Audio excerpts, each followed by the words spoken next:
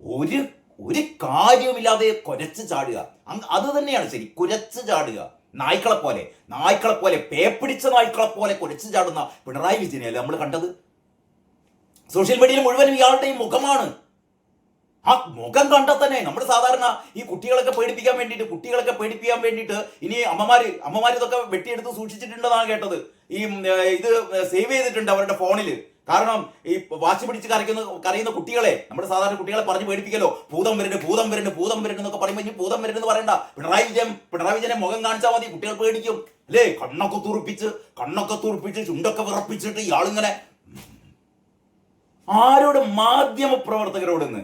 ഈ ജോലിയുടെ ഭാഗമായിട്ട് അവർ പ്രതിപക്ഷ നേതാവിനോട് ചോദിക്കുകയാണ്, CPM-ൽ അഭിപ്രായ വ്യത്യാസങ്ങളുണ്ടല്ലോ, എന്താണ് സഖാവിന് എന്താ പറയാനുള്ളത് എന്ന് ചോദിക്കുമ്പോൾ കുരച്ച് ചാടുക, പേപ്പിടിച്ച നായ്ക്കളെ പോലെ കുരച്ച് ചാടുക. ഞാനിത് പറയാൻ കാരണം കേന്ദ്ര കമ്മിറ്റി കേരളത്തിലെ ഈ പറയുന്ന പിണറായി വിജയനോട് പറയാണ്, പിണറായി വിജയ ഒന്ന് അടങ്ങ്, ഒന്ന് നേരെയാവ്, ഇങ്ങനെ നിങ്ങളെ പെരുമാറ്റമൊക്കെ ഒന്ന് നിയന്ത്രിക്കുക എന്നൊക്കെ പറയുകയാണ്. മറ്റേ ബേബി സഖാവ് വളരെ കൃത്യമായി പറയുന്നു, ഇവർക്കൊന്നും മനസ്സിലായില്ലെങ്കിലോ എന്ന് വിചാരിച്ചിട്ട് അദ്ദേഹം സൈദ്ധാന്തിക പരിഭാഷയൊക്കെ മാറ്റി വെച്ചിട്ട് അദ്ദേഹം പറയുന്നു, നിങ്ങൾ ഫുട്ബോൾ കളി കണ്ടിട്ടില്ലേ?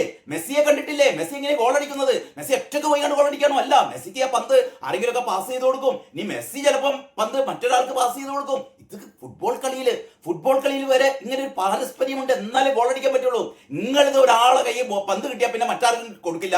ഞാൻ എന്റെ ഫുൾ ഫിഗർ, എന്റെ തല എന്റെ ഫുൾ ഫിഗർ. അവസാനം എന്തായി?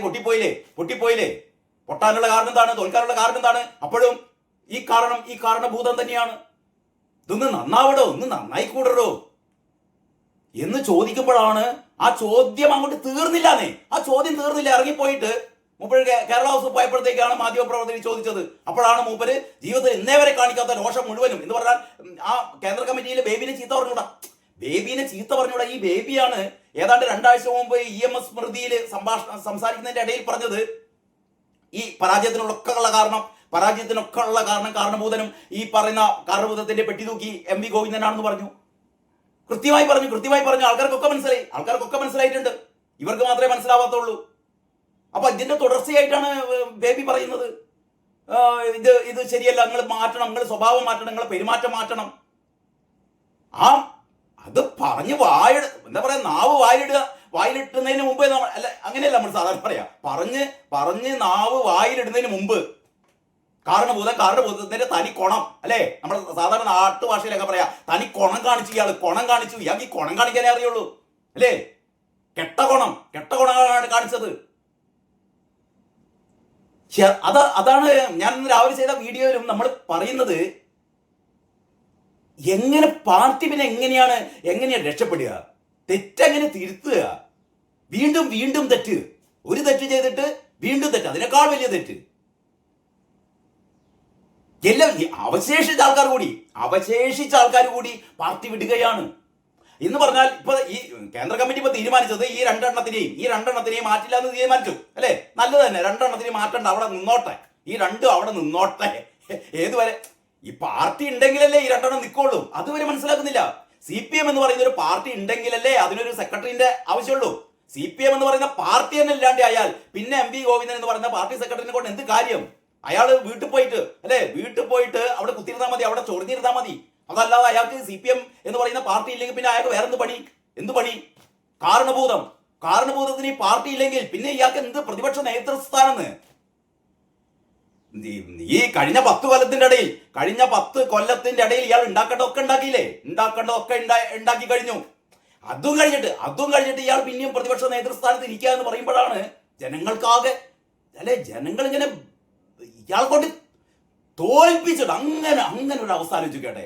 ഒരാളെ നിങ്ങൾക്ക് വേണ്ട എന്ന് പറഞ്ഞിട്ട് തോൽപ്പിച്ചു കഴിഞ്ഞിട്ട് മൂപ്പരുണ്ട് എഴഞ്ഞ് വരുന്നു, ഞാൻ പ്രതിപക്ഷ നേതാവ്. ഒന്ന് ആലോചിക്കട്ടെ.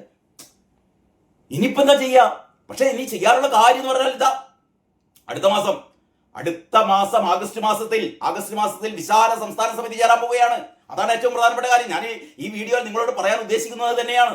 ഏറ്റവും പ്രധാനപ്പെട്ട കാര്യം എന്ന് പറയുന്നത്, അടുത്ത മാസം വിപുലീകൃതമായ ഒരു സംസ്ഥാന സമിതി ചേരുകയാണ്. ആ സംസ്ഥാന സമിതിയിൽ ജില്ലാ കമ്മിറ്റിയിലെ നേതാക്കൾ ഉൾപ്പെടെ പങ്കെടുക്കുന്ന, അതാണ് ജില്ലാ കമ്മിറ്റിയിലെ നേതാക്കൾ ഉൾപ്പെടെ പങ്കെടുക്കുന്ന ഒരു അസാധാരണ ഒരു വിശാല സംസ്ഥാന സമിതി ചേരുകയാണ് ആഗസ്റ്റിൽ.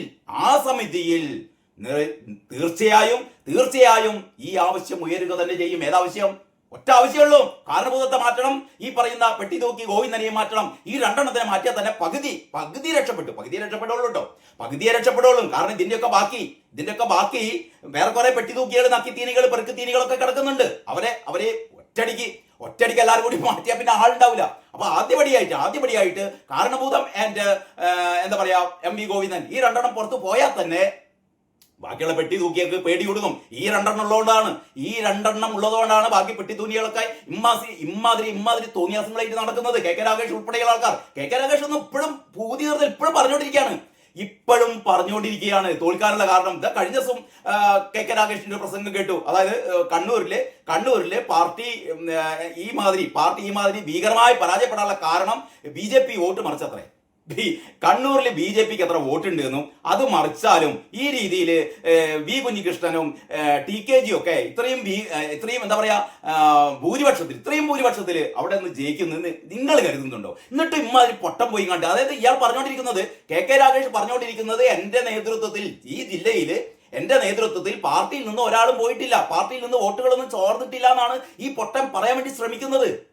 ഇവൻ എത്ര ശ്രമിച്ചു കഴിഞ്ഞാലും പാർട്ടിയിലുള്ള ആൾക്കാര് പകുതിയിലേറെ പാർട്ടിയിൽ നിന്ന് മാറിക്കഴിഞ്ഞു. ഇത് മനസ്സിലാക്കാനുള്ള സാമാന്യ ബോധം ഇല്ലെങ്കിൽ പിന്നെ നമ്മൾ എന്താ ചെയ്യ? അപ്പോ ഇവർക്കുള്ള ഈ അധികാരത്തിലുള്ള ഒരു ആയുസ് ഉണ്ടല്ലോ, അധികാരത്തിലുള്ള ഒരു കാലാവധി, ഈ കാലാവധി തൽക്കാലം ആഗസ്റ്റ് വരെ അത് നീട്ടിക്കിട്ടിയത് മാത്രം നിങ്ങൾ മനസ്സിലാക്കിയാൽ മതി. ഈ വിശാല സംസ്ഥാന സമിതി ചേരുമ്പോൾ തീർച്ചയായും, കാരണം അതിനുള്ള എന്താ പറയാ അതിനുള്ള തുടക്കം ഇവിടെ ഇ പി അതിനുള്ള വെടി പൊട്ടിച്ചു കഴിഞ്ഞു. ഇ പി വെടി പൊട്ടിച്ചപ്പോ പിന്നാലെ PK ശ്രീമതിയും KK ശൈലജയും, ഈ മൂന്നാൾക്കാർ.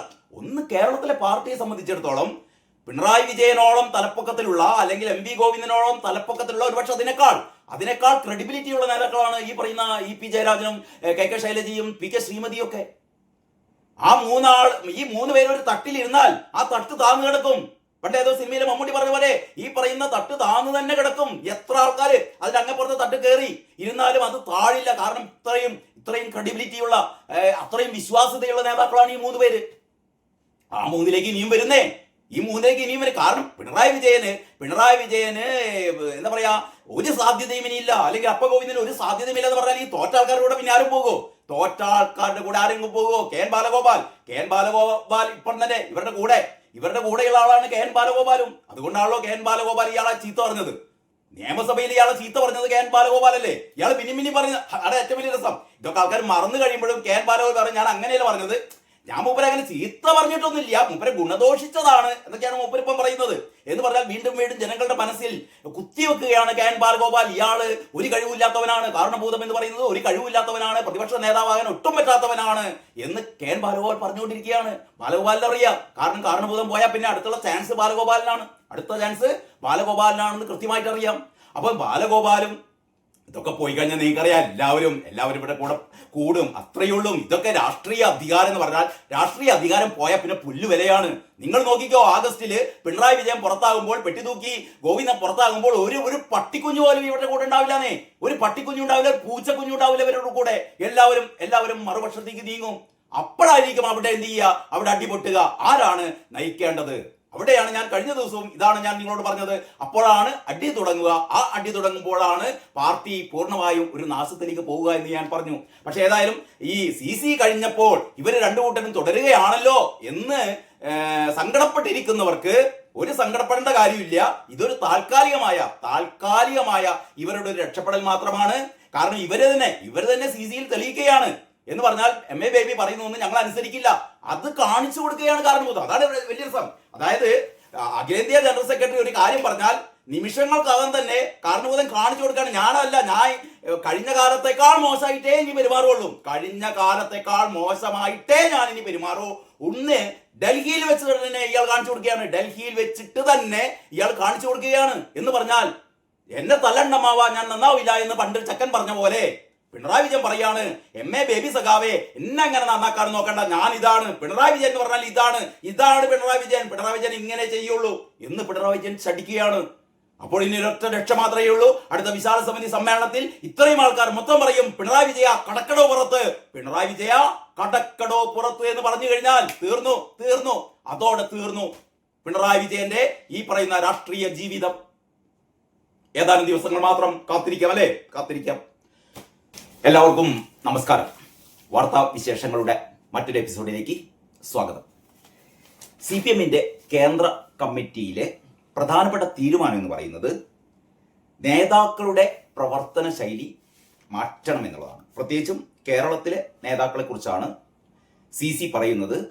പ്രവർത്തന ശൈലി മാറ്റണം. അത് സംബന്ധിച്ച് ഇന്നത്തെ കേരള കൗമുദിയിൽ വളരെ വിശദമായ വാർത്തയുണ്ട്. അതിങ്ങനെയാണ്: CPM കേന്ദ്ര കമ്മിറ്റി നേതാക്കളുടെ പ്രവർത്തന ശൈലി മാറ്റണമെന്ന് അഭിപ്രായം. കേരളത്തിലെയും പശ്ചിമ ബംഗാളിലെയും പല നേതാക്കൾക്കും ധാർഷ്ട്യമാണെന്നും നേതാക്കളുടെ പ്രവർത്തന ശൈലിയിൽ മാറ്റം വരണമെന്നും CPM കേന്ദ്ര കമ്മിറ്റിയിൽ അഭിപ്രായം. പാർട്ടിയോട് ചേർന്ന് നിന്ന വിഭാഗങ്ങളെയും പ്രവർത്തകരെയും അകറ്റുന്ന സാഹചര്യമുണ്ടായി. നമുക്കറിയാലോ, പാർട്ടിയോട് ചേർന്ന് നിന്നവരെ മുഴുവനും പാർട്ടിയിൽ നിന്ന് അകറ്റി. ഈ അകറ്റാനുള്ള കാരണം എന്ന് പറയുന്നത് ഏറ്റവും പ്രധാനമായിട്ട് ഇവിടെ ചൂണ്ടിക്കാണിക്കുന്ന നേതാക്കളുടെ പ്രവർത്തന ശൈലിയാണ്. നേതാക്കളെ മുഴുവനും മടുത്തു. ഈ നേതാക്കൾ എന്ന് പറയുന്നത് പാർട്ടിയുടെ തലപ്പത്തിരിക്കുന്ന ഒന്ന് സംസ്ഥാന സെക്രട്ടറി തന്നെയാണ്, അല്ലേ? സംസ്ഥാന സെക്രട്ടറി MV ഗോവിന്ദന്റെ പ്രവർത്തന ശൈലി, പെരുമാറ്റം, സംഭാഷണ ശൈലി, പുച്ഛം, ഇത് മുഴുവനും പാർട്ടിയുമായി ചേർന്ന് നിൽക്കുന്ന ജനങ്ങളെ, അത് നമുക്ക് വേണമെങ്കിൽ പാർട്ടി പ്രവർത്തകരെ എന്ന് പോലും പറയാം, പാർട്ടി പ്രവർത്തകരെ പാർട്ടിയിൽ നിന്ന് അകറ്റിയത് ഈ മാതിരി ഒരു പാർട്ടി സെക്രട്ടറി. ഇയാൾക്ക് വർത്തമാനം പറയാൻ അറിയില്ല, അല്ലേ? ഇയാൾക്ക് സംസാരിക്കാൻ അറിയില്ല, മലയാളം പോലും സംസാരിക്കാൻ അറിയില്ല എന്ന് പറഞ്ഞത് ഈ പാർട്ടി സെക്രട്ടറിയേക്കാൾ പ്രവർത്തന പാരമ്പര്യം ഉണ്ടായിരുന്ന G സുധാകരൻ എന്ന് പറയുന്ന പാർട്ടിയിലെ ഏറ്റവും സുശക്തനായ, ഏറ്റവും കറകളഞ്ഞ, സംശുദ്ധിയുടെ പര്യായമായ G സുധാകരനാണ് പറഞ്ഞത്, ഗോവിന്ദ കയറി മുറത്ത് കയറി കൊത്തണ്ട, തനിക്ക് സംസാരിക്കാൻ പോലും അറിയില്ല, തനിക്ക് മലയാളം അറിയില്ല എന്ന് പോലും പറഞ്ഞത്. പിന്നെ ഈ ഏറ്റവും പ്രധാനപ്പെട്ട നേതാക്കൾ എന്ന് പറയുന്നത് കാരണബോധം തന്നെയാണ്. കാരണബോധത്തെ പിന്നെ നമുക്ക് പറഞ്ഞ് വിശദീകരിക്കേണ്ട കാര്യമില്ല. കാരണബോധത്തിന്റെ പെരുമാറ്റങ്ങൾ, കാരണബോധത്തിന്റെ സ്വഭാവങ്ങൾ, കാരണബോധത്തിന്റെ ധാർഷ്ട്യം, എല്ലാം ഒരാൾ പോലും കാരണബോധത്തിന്റെ ഈ തരത്തിലുള്ള പ്രവർത്തന ശൈലിയോട് എന്താ പറയാ അനുകൂലിക്കുന്ന എനിക്ക് തോന്നുന്നില്ല കേട്ടോ. അതായത് CPMലെ അടിമകൾ പോലും പിണറായി വിജയന്റെ ഈ തരത്തിലുള്ള സംഭാഷണ ശൈലി, രേവന്ത് റെഡ്ഡി എന്താ വിളിച്ചത്, ഡാഷിന്റെ മോനെ എന്ന് നമ്മൾ ഇന്നവരെ കേട്ടിട്ടുണ്ടായിരുന്നു. കേരളത്തിന്റെ ഒരു മുഖ്യമന്ത്രി അയൽ സംസ്ഥാനത്തെ മറ്റൊരു മുഖ്യമന്ത്രിയെ എത്രമാത്രം വിയോജിപ്പുകൾ ഉണ്ടെങ്കിലും, ഇപ്പൊ ശത്രുതക്കൊന്നും കാരണമില്ല, വിയോജിപ്പുകൾ ഉണ്ടാകും, രാഷ്ട്രീയപരമായ വിയോജിപ്പുകൾ ഉണ്ടാകുമ്പോൾ അതിനൊക്കെ മാന്യമായ രീതിയിലല്ലേ സംസാരിക്കുക. അതല്ലാതെ ആ മുഖ്യമന്ത്രിയെ ഡാഷിന്റെ മോനെ ആലോചിച്ച് നോക്കിയാട്ടെ, അല്ലേ? ഡാഷിന്റെ മോനെ എന്ന് വിളിക്കുക.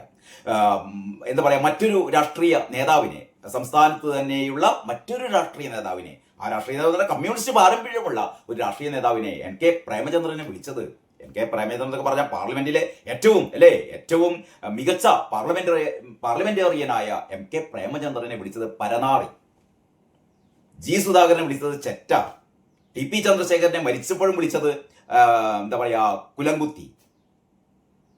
ഇങ്ങനെ വായ തുറന്നാൽ അധിക്ഷേപം മാത്രം അറിയാവുന്ന ഗുണ്ടകൾ പോലും ഒരു സാധാരണ മനുഷ്യനല്ലേ ചോദിച്ചത്, അല്ലേ? സാധാരണ പാർട്ടി പ്രവർത്തകൻ വളരെ നിഷ്കളങ്കനായി ചോദിച്ചു, സഖാവേ ഒരു കാര്യം ചോദിക്കാനുണ്ട് എന്ന് പറഞ്ഞപ്പോൾ താൻ വീട്ടിൽ പോയി ചോദിക്കും.